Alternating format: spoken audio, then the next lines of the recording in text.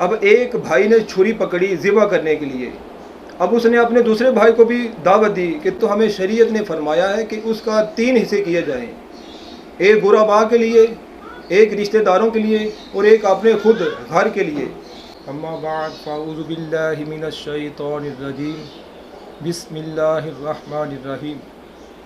پیارے میٹھے اسلام بھائیوں، قربانی ایک بہت ہی عظیم اور اعلیٰ، ہمارے حضرت ابراہیم علیہ السلام ہمارے باپ، ان کی سنت مبارکہ ہے۔ یہ موضوع تو بہت ہی زیادہ ہے، پر میں کچھ عرض کرنے کی کوشش کروں گا۔ جیسا کہ اسلامی مہینوں کو دیکھا جائے تو اسلامی مہینوں کی ابتدا بھی قربانی سے اور اس کی انتہا بھی قربانی سے۔ ہمارے باپ ابراہیم علیہ السلام نے اس ابتدا اس کی قربانی سے کی، اور ہمارے حضرت امام حسین رضی اللہ تعالی عنہ نے اپنی جانوں کا نذرانہ پیش کر کے اس کی جو انتہا وہ قربانی سے پیش کی۔ تو ذوالحجہ 8ویں رات کو حضرت ابراہیم علیہ السلام نے ایک خواب دیکھا۔ فرمایا گیا کہ اپنے بیٹے کی قربانی پیش کی جائے، تو آپ سوچ بچار میں لگ گئے کہ یہ رحمان کی طرف سے پیغام ہے یا شیطان کی طرف سے۔ تو اسی لحاظ سے 8 ذی الحج ہے، اس کا یوم ہے، اس کو سوچ بچار کا دن کہا گیا۔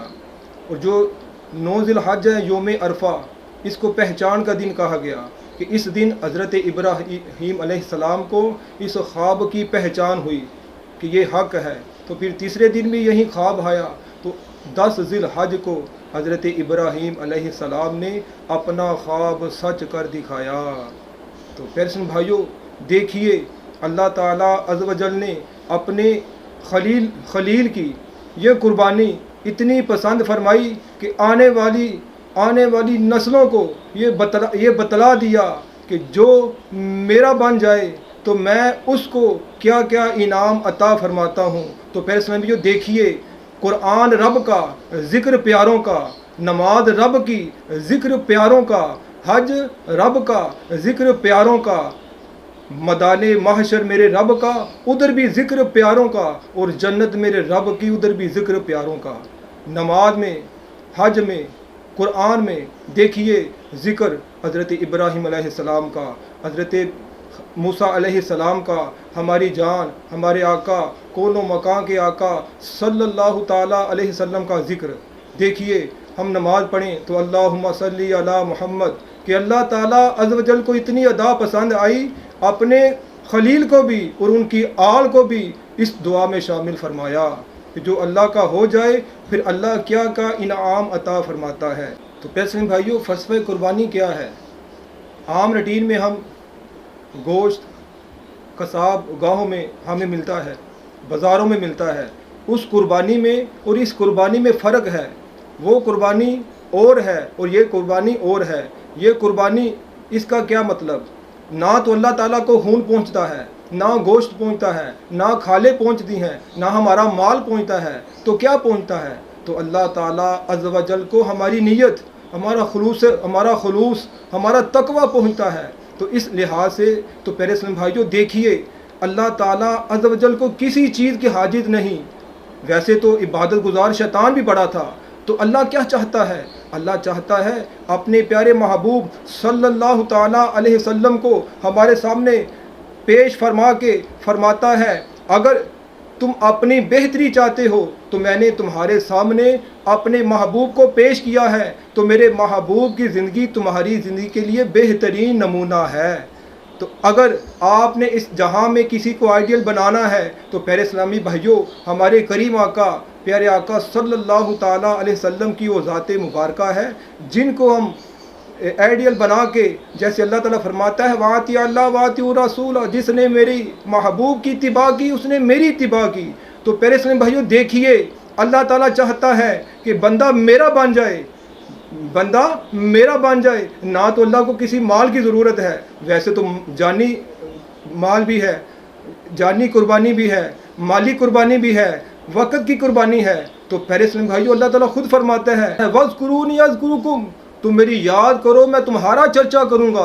वो रब हो के अपने बंदों का चर्चा करे और हम बंदा हो के अपने रब का चर्चा ना करें। तो फिर फरमाता है अल्लाह ताला, ला बिज़िक्रिल्लाहि तत्मइन्नुल कुलूब, कि सुन लो बेशक दिलों का चैन मेरी याद में है। तो अल्लाह फरमाता है कि मेरा बंदा मेरा हो जाए, मेरा बंदा मेरे आगे झुक जाए, मेरा बंदा खुलूसे दिल के साथ मेरी इबादत करे, यही उसकी ज़िंदगी का मेन मकसद है, मकसद हयात भी यही है। तो जैसे हमारे लामा साहब रहमतुल्लाह ताला क्या खूब फरमाते हैं, वो मुअज़्ज़ज़ से ज़माने में मुसलमान होकर हम ख़ार हुए, तारिके कुरआन होकर, और कोई काबिल हो तो हम शाने कई देते हैं, ढूंढने वाले को दुनिया भी नहीं देते हैं। तो दरसे कुरान अगर हमने भुलाया ना होता, ये ज़माना ज़माने ने दिखाया ना होता।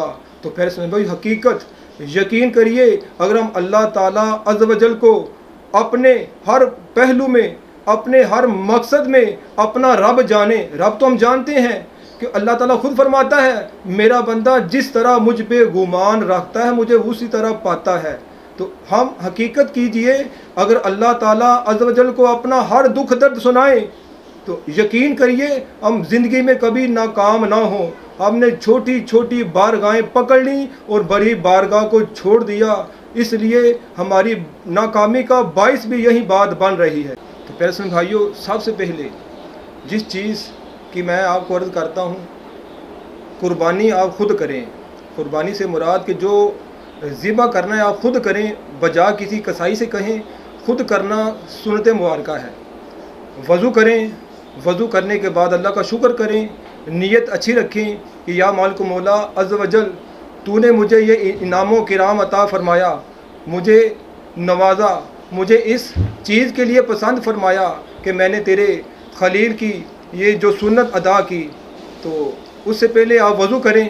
वज़ू करने के बाद जो जानवर है उसको सुन्नत तरीके से लटाएं। जानवर की पीठ मशरिक़ की तरफ हो और उसका चेहरा किबले की तरफ हो, और जो छुरी हो आपके हाथ में ये इतनी तेज़ हो कि ज़िबा करते हुए जानवर को तकलीफ़ ना हो, इसकी धार अच्छी तरह तेज़ हो, और तकबीर सही तरीके से पढ़ना आता हो।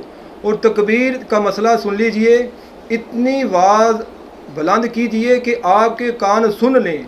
अगर आपके कान ने नहीं सुनी तो तकबीर ना हुई, अगर तकबीर ना हुई तो कुर्बानी ना हुई। तो इतनी आवाज़ से आपने तकबीर कहनी है कि आपके कान सुन लें।